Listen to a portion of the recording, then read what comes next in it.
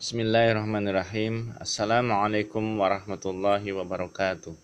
Alhamdulillahirabbil alamin wassalatu wassalamu ala sayyidina Muhammadin wa ala alihi wa sahbihi wa man tabi'ahum bi ihsanin ila yaumiddin, amma ba'd. Ada satu ayat di juz 19 awal yang menurut saya sangat menyindir diri saya dan mungkin juga kita semua ya.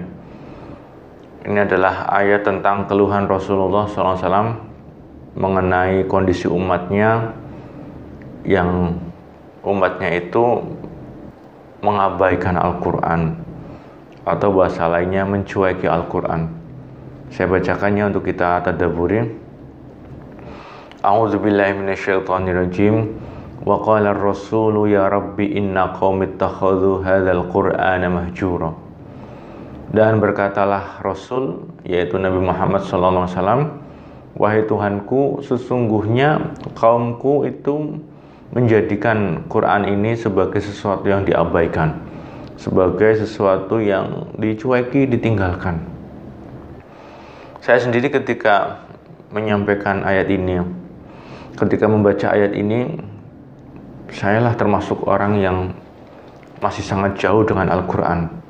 Interaksi dengan Al-Quran masih sangat jauh. Ya, kita jujur ya, kita sekarang ada HP. Tentunya durasi waktu kita bersama HP jauh lebih lama dibanding durasi waktu kita interaksi dengan Al-Quran. Dan telah nyata bagaimana keluhan Rasulullah bahwasanya umatnya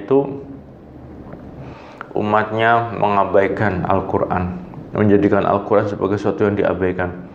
Padahal kalau kita pikir, Al-Quran itu siapa? Al-Quran itu adalah kalam Allah. Artinya kalau kita mengabaikan pesannya Allah, artinya kita mengabaikan Allah. Seperti halnya kalau kita ada SMS masuk dari orang tua atau dari bapak atau ibu, 1 minggu kita tidak membuka SMS itu, 1 minggu kita tidak membuka WhatsApp itu. Artinya selama 1 minggu ini kita mengabaikan pesan orang tua kita. Kalau mengabaikan SMS-nya, mengabaikan WhatsApp-nya, sama dengan mengabaikan pemberi pesannya, itu orang tua kita. Sama, kita mendapat Al-Quran, kita ada tulisan Al-Quran, lalu kita mengabaikannya, berarti kita mengabaikan pemiliknya, mengabaikan pemberi busanya, itu Allah Subhanahu wa taala.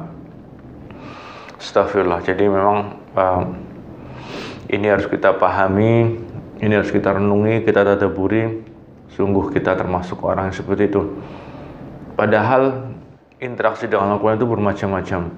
Ada yang baru tahap belum bisa membaca, alif bata sajim saja tidak paham. Ada yang sudah tahap pandai membaca. Pandai membaca itu juga masih belum masuk. Ada yang sudah sampai menghafalkan. Menghafalkan itu juga masih di kulit. Ada yang masih sibuk seputar tahsinnya, tajwidnya, irama-iramanya, nadanya. Itu belum masuk. Kapan kita mulai masuk? Ketika kita mulai memahami maknanya, memahami artinya, memahami tafsirnya. Itu pun masih belum apa-apa. Karena nanti ada tahap tadabbur. Tadabbur itu adalah kita merenungi sebuah ayat, kemudian ayat itu kita setrumkan untuk menjadikan kita mengamalkan ayat itu.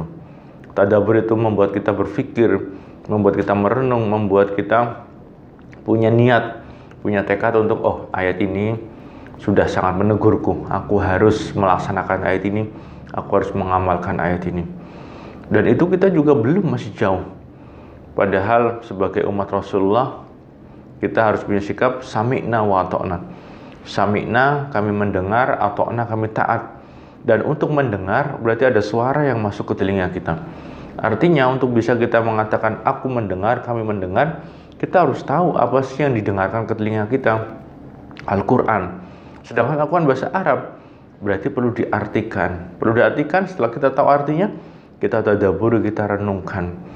Lalu kita setrumkan dalam diri kita, oh, ayat ini tentang rumah tangga, oh, ayat ini tentang berbakti sama orang tua, oh ayat ini tentang berkata yang baik, oh ayat ini tentang macam-macam, untuk kita seterumkan jadi iman dan takwa kita, jadi amal keseharian.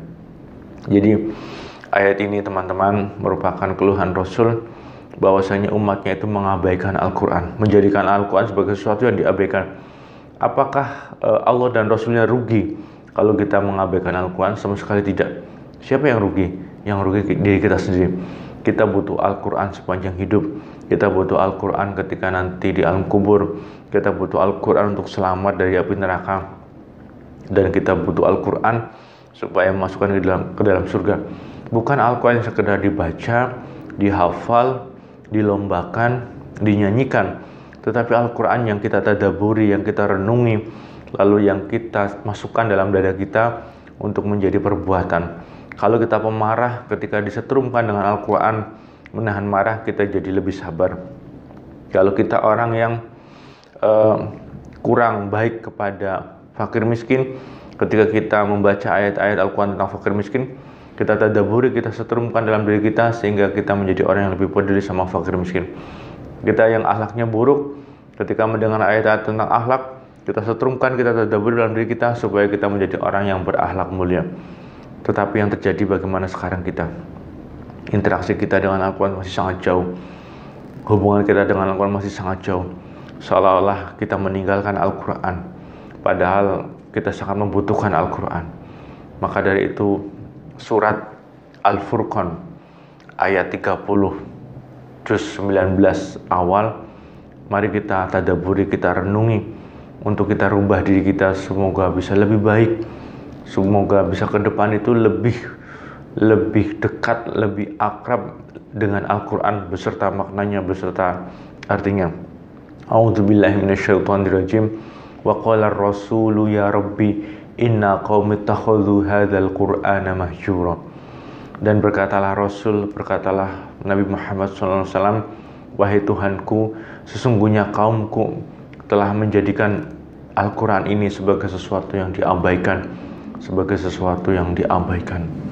Maka dari itu kami mohon ampun pada Allah, dan kami mohon pertolongan pada Allah agar kami dikaruniai rezeki bisa lebih dekat dengan Quran, bisa mengamalkan isi Al-Quran, dan bisa dibimbing dengan Al-Quran. Semoga bermanfaat. Allahumma shalli wa sallim wa barik ala Muhammad wa ala ali Muhammad bila taufiq wal hidayah. Assalamualaikum warahmatullahi wabarakatuh.